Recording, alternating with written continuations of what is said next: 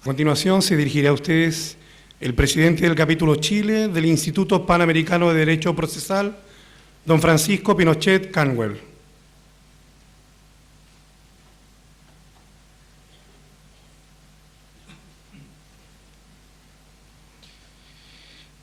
Buenas tardes. Señores, autoridades aquí presentes, ya individualizadas por el ministro y presidente de la Corte de Apelaciones, don Francisco Sandoval, distinguidos señores abogados, abogadas, público, asistente y estudiantes.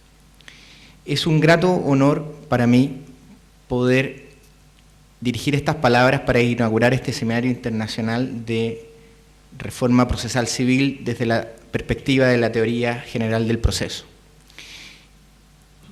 Hemos acogido una gentil, amable invitación del señor presidente de la Asociación Regional de Magistrados de Atacama, don Rodrigo Ortiz, para poder analizar una reforma que ya podemos dar gracias que está pronta a ser realidad en nuestro país.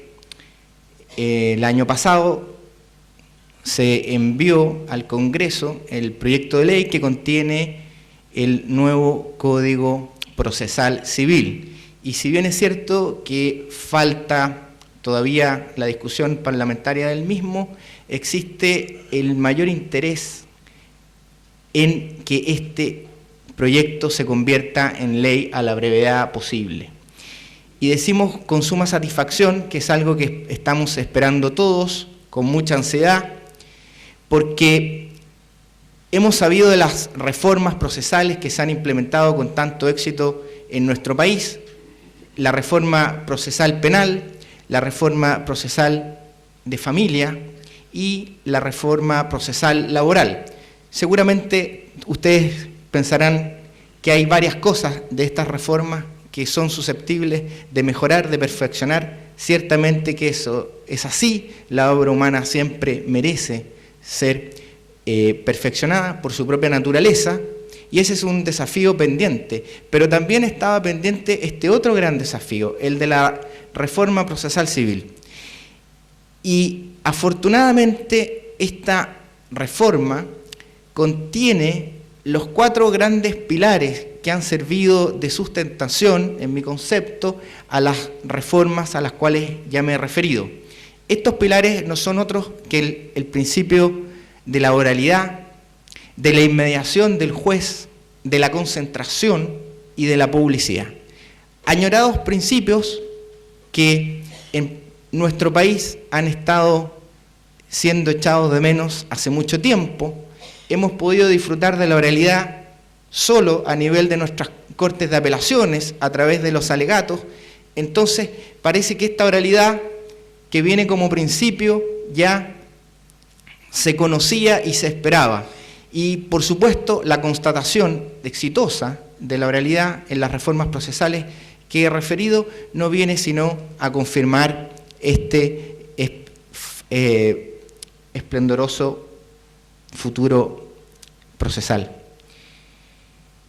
Para realizar este seminario hemos convocado a distinguidos profesores nacionales y extranjeros. Entre los distinguidos profesores nacionales que nos acompañan, hay varios de ellos que han participado en el foro de la reforma procesal civil, que sirvió de lugar para la discusión de todas las ideas, fuerzas que se fueron preparando para esta reforma procesal civil, y además profesores extranjeros de nuestras hermanas repúblicas de Argentina y de Brasil, que nos vienen a traer el aporte del derecho comparado, el aporte de las experiencias en sus propios países y, por supuesto, el aporte además del resto de lo que está pasando en Latinoamérica. No cabe entonces sino que celebrar y difundir esta reforma procesal civil. El objetivo de este seminario es, por lo tanto, difundir, ya lo dije y lo reitero, porque la reforma procesal civil es una realidad y estamos empeñados en que se formalice en una ley y en una realidad a la más pronta brevedad. Hemos tenido mucho que aprender de las experiencias de la reforma procesal penal, por ejemplo. A este seminario hemos convocado a magistrados de las distintas áreas de jurisdicción de nuestro país. Hay magistrados de nuestros tribunales de garantía y tribunales orales en lo penal, tribunales de familia y juzgados del trabajo. Y por supuesto, ministros de la Ilustrísima Corte de Apelaciones de Copiapó. El interés particular es poder, de alguna forma, interactuar en este seminario para recoger esos aportes tan valiosos que nos tienen que realizar los magistrados que vienen de estas distintas jurisdicciones, para que aquellos que vamos a trabajar desde distintas labores, en el ámbito profesional, en el ámbito académico y desde luego en el ámbito jurisdiccional como jueces, podamos entonces aprender de esas experiencias y aplicarlas en la medida que sea pertinente en esta futura reforma procesal civil. Entonces, junto con difundir y aplaudir esta reforma procesal civil, el segundo gran objeto es que podamos debatir y analizar esta reforma que viene. Y por supuesto, como ya dije al principio, siendo toda obra humana naturalmente perfectible, que podamos revisarla y ver si es necesario realizar cualquier mejoría a esto que, reitero, es un proyecto de ley y del cual nos va a explicar en unos minutos el profesor José Pedro Silva cuál es el estado exacto de avance de este proyecto de ley. No me queda sino dar las gracias a todos quienes han colaborado para la organización de este seminario, felicitar en particular a la ministra de esta Ilustrísima Corte de Apelaciones, doña Luisa López Troncoso, por este extraordinario ejemplo de dedicación que nos ha dado y que realmente nos conmueve y que esperamos que sirva de ejemplo para que los futuros magistrados que van a ejercer en esta reforma procesal civil puedan seguir tan digno ejemplo. De esta forma doy por inaugurado el presente seminario internacional sobre reforma procesal civil desde la teoría desde la teoría general del proceso. Muchas gracias.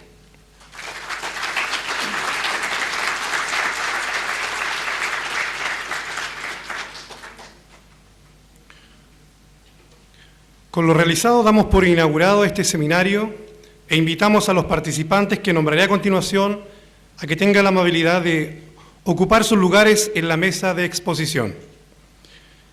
Moderará la primera mesa el decano de la Facultad de Derecho de la Universidad de Atacama, don Mario Maturana Claro.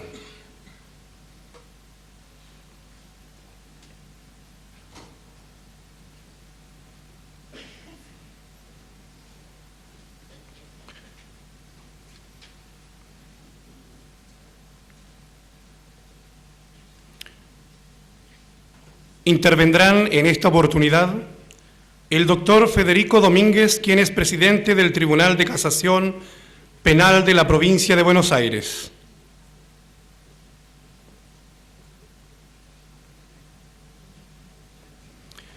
El doctor Raúl Núñez Ojeda, profesor de la Pontificia Universidad Católica de Valparaíso y de la Universidad de Chile, doctor en Derecho por la Universidad Pompeu Fabra de Barcelona y abogado asesor de la Fiscalía Nacional Económica.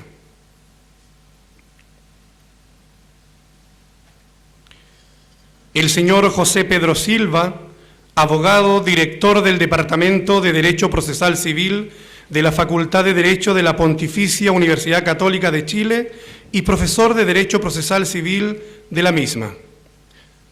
Dejo con ustedes al señor moderador, don Mario Maturana Claro.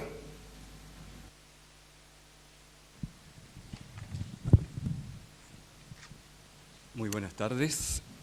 Con satisfacción damos entonces inicio a las actividades de reflexión académica del seminario,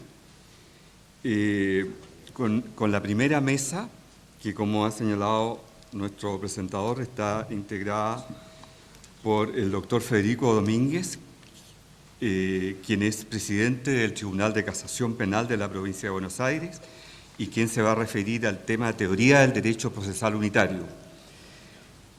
En segundo lugar, el doctor Raúl Núñez Ojeda, profesor de la Pontificia Universidad Católica de Valparaíso y de la Universidad de Chile, doctor en Derecho por la Universidad de Pompeu Fabra de Barcelona, quien tocará el tema Un estudio sobre el movimiento de reforma de la justicia civil al sur del mundo.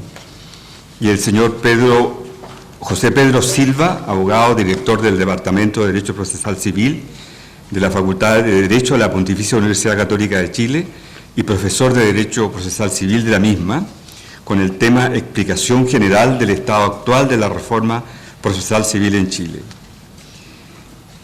Las exposiciones de cada uno de los profesores deberá durar no más de 25 minutos.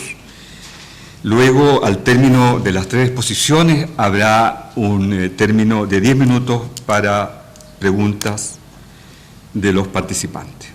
Entonces invito al profesor Federico Domínguez a que haga uso de la palabra. ¿Es que hacerlo aquí o allá? Aquí.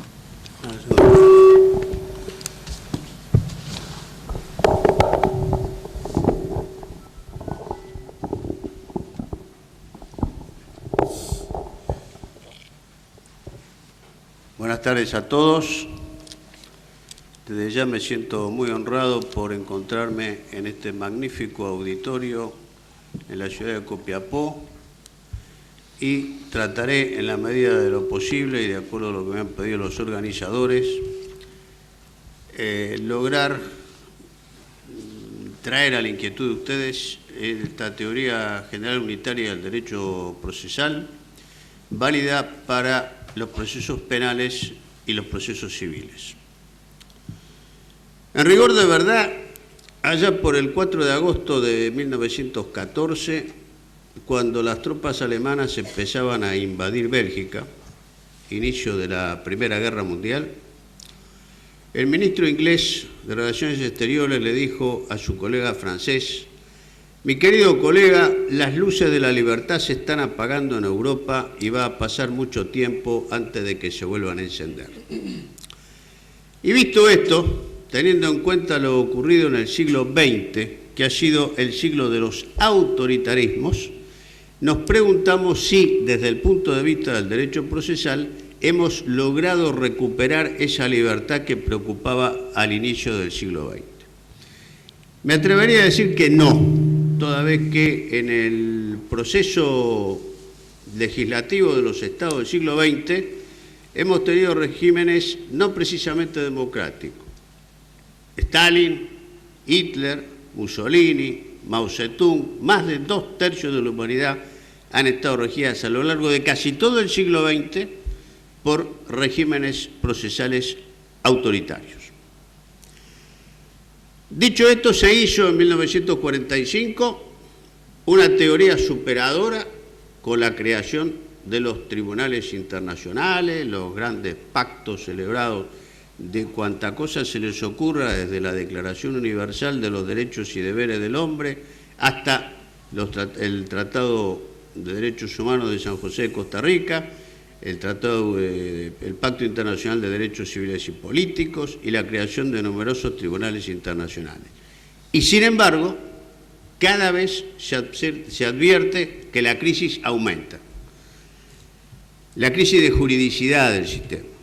Así, por ejemplo, advertimos con preocupación en el orden internacional que dentro de los propios tratados se vulnera su contenido.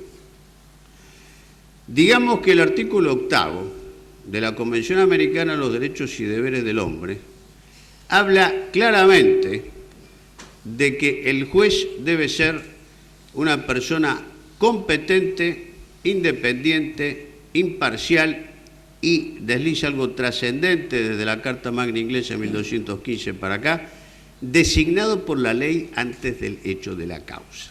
designado por la ley antes del hecho de la causa. ¿Pero qué ha ocurrido acá? En función de principios internacionales que no se sabe de dónde se sacaron, se han constituido al menos 2 tribunales internacionales que son absolutamente ilegales. Me estoy refiriendo al Tribunal de Ruanda y me estoy refiriendo al Tribunal de Yugoslavia, que han sido constituidos en el 95 de diciembre para juzgar hechos de enero del 95 en el caso de Ruanda, y el de Yugoslavia en el 94 para juzgar hechos del 91. Y esto no ha alarmado a nadie, parece ya que es muy normal que el juez se designe después que ocurra la cosa que no se le ocurrió ni siquiera a Stalin y tampoco a Hitler, cuando en el primer de los casos hizo el juicio de los mariscales soviéticos en 1935, los defirió ante jueces que estaban constituidos antes de la causa, del hecho de la causa, y a Adolfo Hitler no se le ocurrió después del atentado del 20 de julio del 44 designar un tribunal especial para investigarlo. Todos respetaron el principio designado con anterioridad al hecho de la causa. Eso ha sido puesto en crisis. Y la comunidad internacional, la comunidad jurídica, nosotros, los abogados, los jueces, los operadores del sistema, no hemos reaccionado ante eso y lo toleramos. De ahí entonces que para conseguir un régimen procesal adecuado, que respete los principios constitucionales y obviamente los tratados internacionales, debe estar de acuerdo con lo mismo, absolutamente de acuerdo a los mismos. Dicho de otra manera, no se concibe que pueda existir un proceso, sea penal o sea civil, laboral, como dice la Convención de Costa Rica, administrativo, fiscal o de cualquier otra índole, ningún proceso que no tenga jueces independientes, imparciales, competentes, designados por la ley antes del hecho de la causa.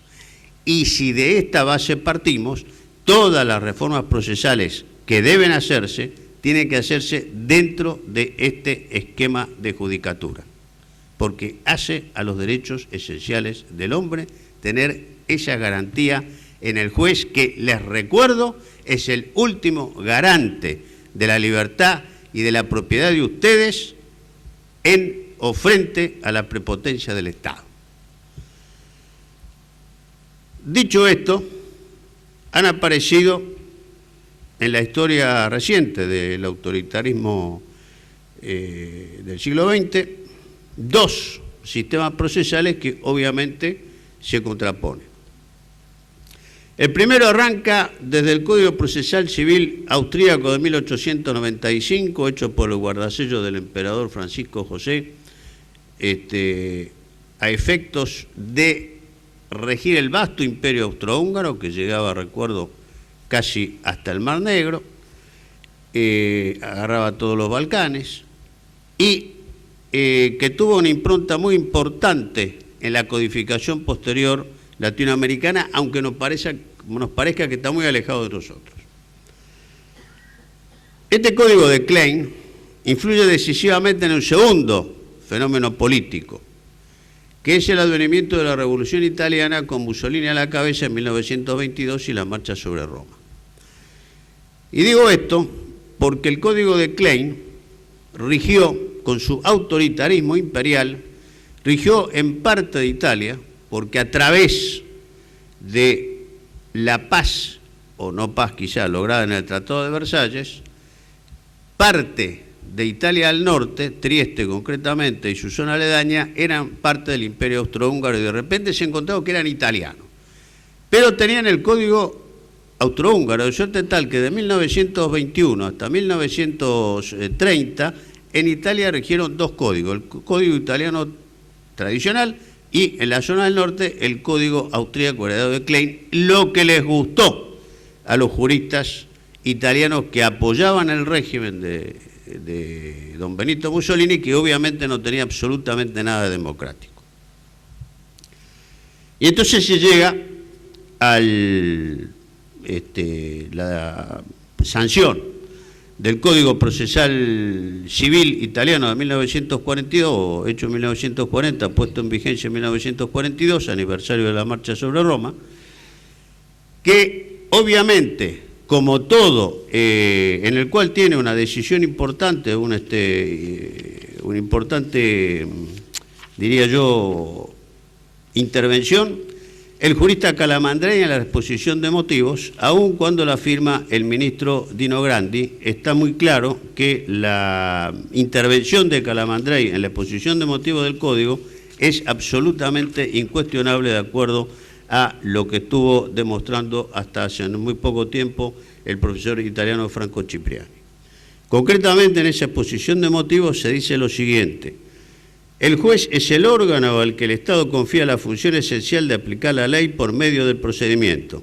En el fondo de la cuestión está el renovado concepto de la dignidad y de la autoridad del Estado fascista y de sus órganos, para los cuales no sería concebible que el juez asista espectador impasible y alguna vez impotente, como si fuese un árbitro de un campo de deporte que se limita a contar los puntos y a controlar que sean observadas reglas de juego, a una lucha que afecta, por el contrario, directamente a la celosa y a la más alta función y responsabilidad del Estado. Es necesario, por tanto, que el juez tenga una precisa dirección del proceso para la mejor regulación del Estado fascista. Creo que está claro. Por lo menos eso es lo que dice la exposición de motivos del Código italiano. Lo grave es que nosotros la hemos copiado en nuestros códigos procesales civiles. Y entonces, en la conquista posterior a la Segunda Guerra Mundial del pase nuestro a los códigos de tipo acusatorio en el proceso penal, se ha hecho exactamente a la inversa en el proceso civil y se siguen dándole a los magistrados, como pretendía don Dino Grandi, facultades que no deben tener a la luz de los tratados internacionales que rigen la actividad de quienes deben juzgar, la actividad de las partes y la actividad del órgano jurisdiccional. La convención, las convenciones, la Declaración Universal de Derechos Humanos hablan de juez imparcial. Y si es imparcial, esto está claro, no puede constitucionalmente intervenir de forma alguna en el proceso, alterando las partes que están hechas, para quienes está hecha el juicio, que implica la solución de un conflicto. El tema es que todo el mundo se convenció después, el procedimiento escrito siguió siendo escrito mucho tiempo, el procedimiento civil, perdón, siguió siendo escrito mucho tiempo, y ahora vino el tema de que se ha cambiado ese modelo de escriturario del siglo XIX libertario, no nos olvidemos que el siglo XIX es el siglo de las libertades procesales, se cambia por códigos orales, lo que está muy bien. El tema es que esos códigos orales vienen acompañados de autoritarismo en las funciones del órgano decisor, en la mayor parte de los casos.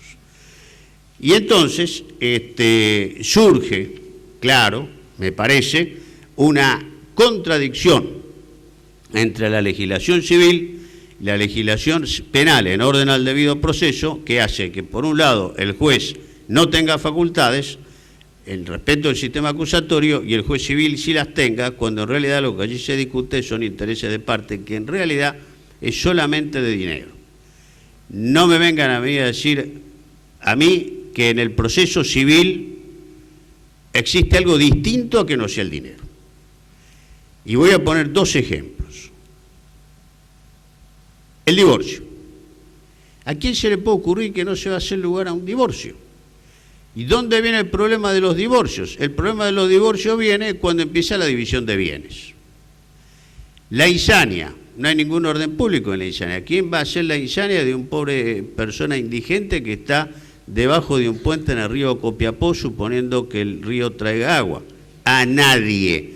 ¿A quién se le ocurre esto? Al sobrino que ve que la tía incapaz está dilapidando su patrimonio que va a heredar. Y entonces cabe la pregunta filosófica: ¿qué es más importante, la propiedad o la libertad? Dicho esto, al cambiarse el sistema de enjuiciamiento procesal civil en un modelo oral, deben respetarse las mismas reglas de juego constitucionales que se respetan en el proceso penal, reglas acusatorias. Los jueces no pueden intervenir, a mi juicio, en la serie procesal, y de esta manera, ser dotados de poderes que son francamente vulnerantes de las garantías del debido proceso. Aparece el decisionismo judicial. El juez es maestro, legislador, ejecutivo, policía, militar, etc. Y ustedes van a decir que estoy exagerando. No. Se han dado las siguientes situaciones. Voy a citar algunas para que adviertan la gravedad de la situación. Materias pendientes. En la provincia de Córdoba había un alumno que no pudo pasar de promoción porque se debía pasar con 2 materias y te había debido 3. Entonces hizo ante un juez decisionista un amparo y el juez dijo que estaba bien, que tenía que ser promovido con 3 materias. Se transformó en maestro evaluador de alumnos. Otro juez, en este caso puntual, decidió que una escuela tirara abajo todas las aulas estaban hechas con chapa y se hicieran todas de material. Claro que no dijo dónde iban a estar los alumnos mientras se hacía la construcción. Y en un caso personal que tuve que fallar yo en mi tribunal, una juez clausuró una cárcel y se le ocurrió decir que había que hacer un museo. Pero si ustedes advierten este asunto, o sea que el juez es historiador también, si ustedes advierten la gravedad de este asunto, se darán cuenta que el juez toma medidas decisionistas, pero no ejerce el poder ejecutivo que de ella deriva. El poder no se proclama, señores, el poder se ejerce. Entonces, si un juez llega a hacer lo que hacen estos jueces, que son muchos en mi país, debería al menos imputar a qué partida presupuestaria y con qué medios se va a ejecutar la medida, porque está reemplazando al poder ejecutivo, que es lo grave.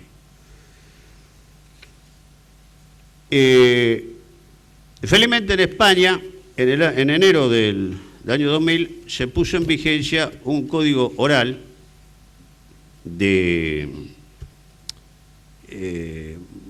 prácticamente 10 años de funcionamiento, mejor yo ya con 10 años de funcionamiento, y que pasa para el año número 11, y que está basado en estos principios acusatorios, en un proceso muy sencillo, donde existe solamente una audiencia preliminar, donde se discuten todas las cuestiones de previo y especial pronunciamiento, todas aquellas cuestiones inherentes a ver si el juicio se ha conciliado, pero cuidado, el juez no interviene en la conciliación, simplemente pregunta a las partes si han llegado a un acuerdo, y si dice que no, las partes dicen que no, se prosigue adelante con el trámite, porque el hecho de ponerse a mediar implica toma de partido y vulneración del principio de imparcialidad del juzgador, que es el rol determinante o la figura determinante para poder establecer si este es un proceso constitucional o no. Resuelve todas las cuestiones previas. Y de ahí además, si de esa audiencia preliminar surge que prácticamente está toda la prueba o que las partes no tienen discordancia respecto a los instrumentos que han acompañado, declara la cuestión de puro derecho y la pasa a sentencia. De no ser así, pasa a evaluar el mérito de las pruebas a producirse y a partir de ahí fija la audiencia de vista de causa. Para que se entienda perfectamente bien esto, yo voy a citar la legislación chilena por un lado, la española por el otro, para que vean en dónde se produce el quiebre de copiar, de tratar de implantar un modelo español, pero con principios tomados de códigos italianos o de código austríaco.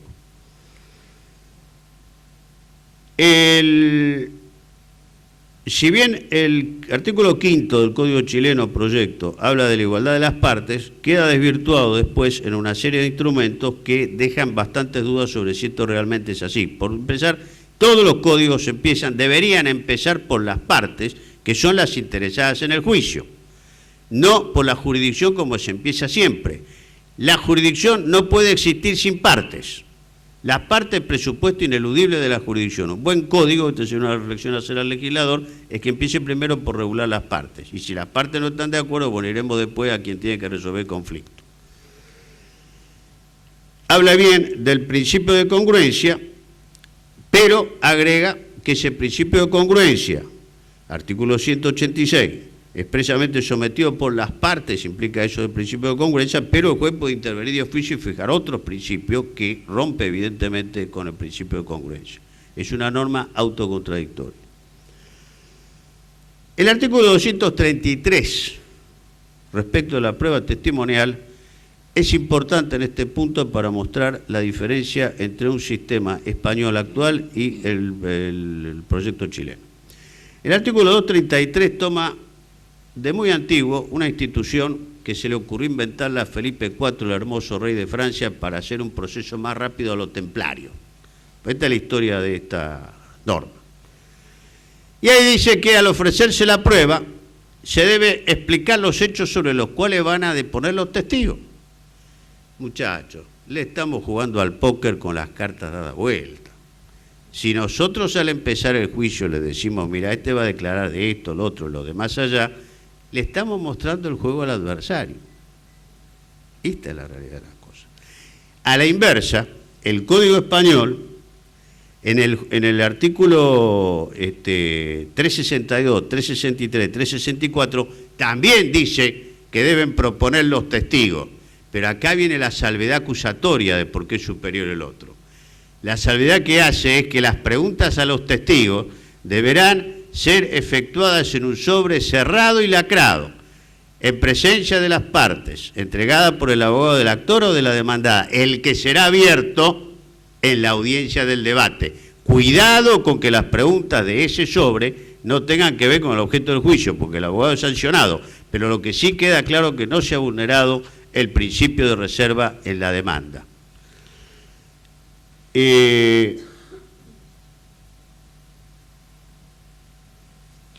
Dicho esto, el régimen de carga de la prueba implica todo un tema que va a ser abordado por el colega presidente del instituto, el amigo Pinochet Cango, el día de mañana, pero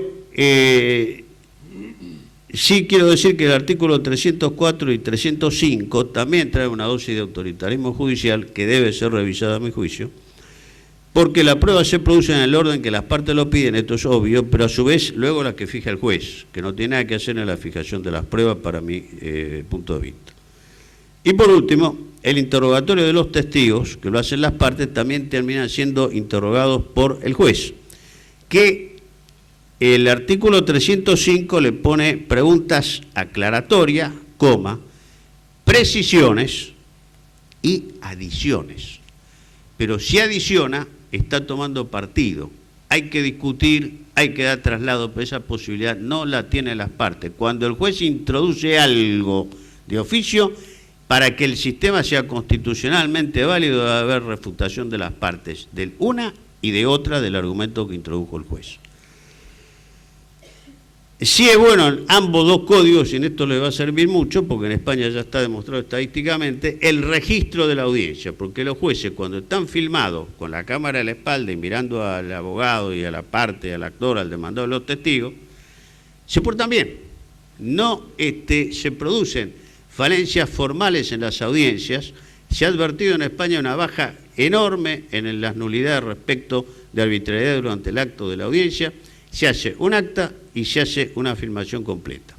Por esa razón es que el mejoramiento del sistema tal cual está previsto en el Código chileno y en el Código español, esa registración va a contribuir por sí misma a mejorar el problema. Les aclaro específicamente que en el proceso español las ciudades de mediana complejidad, Valencia, Granada, Sevilla, Córdoba, etcétera, un proceso civil no dura más allá de 8 meses con la Cámara de Apelaciones incluida. Excluimos al Tribunal Supremo, con la Cámara de Apelaciones incluida. De manera que no se puede discutir la validez de la oralidad.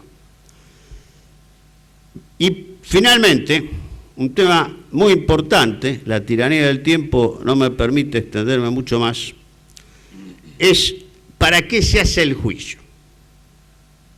Y uno dirá, para establecer la verdad, para solucionar el conflicto, 1000 otras respuestas. El Código Español es muy claro al respecto. El objeto del juicio, dice el artículo 433, no es otro que el de practicar la prueba. Practicar la prueba en el juicio, esa es la finalidad del juicio, para que el juez pueda emitir su fallo sin meterse en la serie procesal. Se dirá que Esto que vengo diciendo es novedoso, que no se conocía de antes, se introduce al debate ahora. Yo les voy a citar la opinión respecto de tres principios. Principio en la duda. Principio de la duda, en la duda lo más favorable al acusado, en la duda el rechazo de la demanda a favor del demandado, en la duda a favor de, que rige para todos los juicios. Dice el autor, luego les digo la fecha y el año, debe decirse que como se ha visto, por lo mismo que alguno tiene mala opinión de otro sin causa suficiente, le injuria y le desprecia, mas ninguno debe despreciar o inferir a otro daño alguno sin una causa coactiva y por ello, donde no aparecen manifiestos indicios de la malicia de alguno, debemos tenerlo por bueno, interpretando en el mejor sentido lo que es dudoso, en la duda a favor. Debe decirse, sigue diciendo el autor, que como se ha visto, el juzgar pertenece al juez en cuanto ejerce pública autoridad y por consiguiente debe informarse al juzgar, no según lo que él conoce como persona particular, sino según lo que se le hace conocer como persona pública, mas esto llega a su conocimiento por una fuente común y otra particular. Lo primero son las leyes públicas, contra las que no se debe admitir prueba alguna. La segunda son, en cada negocio particular, los instrumentos, los testigos y otros documentos de esta índole que deben tener en cuenta al juzgar, más bien que aquello que sabe como persona privada, si no puede rechazar las pruebas en derecho, debe seguirlas al juzgar. Y termina. El hombre no puede ser al mismo tiempo acusador, testigo y juez. Y alguno se preguntará, pero esto debe ser algún invento de Juan Sin Tierra en la Carta Magna o en la Constitución de Filadelfia de 1787 o de algún revolucionario posterior. No. Esto es de la escolástica tradicional, Santo Tomás de Aquino, Suma Teológica, Ediciones Biblioteca de Autores Cristianos, Madrid, 1956, tomo octavo, Tratado de la Justicia, cuestiones 62 a 71. Señores, el debido proceso existía ya en 1245 en la Europa continental, porque en la otra estaba desde la Carta Magna de 1215. Y para respetar el tiempo que me ha sido otorgado por la presidencia, debo decir, en definitiva, que el debido proceso no es otro que aquel que establece el artículo 8º de la Convención Interamericana. Toda persona tiene derecho a ser oída con las debidas garantías y dentro de un plazo razonable por un juez tribunal competente, independiente e imparcial, establecido con anterioridad por la ley en la sustanciación de cualquier acusación formulada contra ella o para la determinación de sus derechos y obligaciones de orden civil, laboral, fiscal o de cualquier otro carácter. Quiere decir entonces, señores, que con simplemente aplicar esta norma y adecuarla al, por cierto, bien trabajado Código chileno, porque tiene la misma estructura, casi diría, en su desarrollo serial que el español, pero limitando esas facultades que a mi juicio son inconstitucionales, tendremos el proceso que aquel ministro inglés, el proceso libertario que aquel ministro inglés en 1914 pretendía hacer renacer alguna vez en Europa y en el mundo. Señores, muchas gracias. Estamos...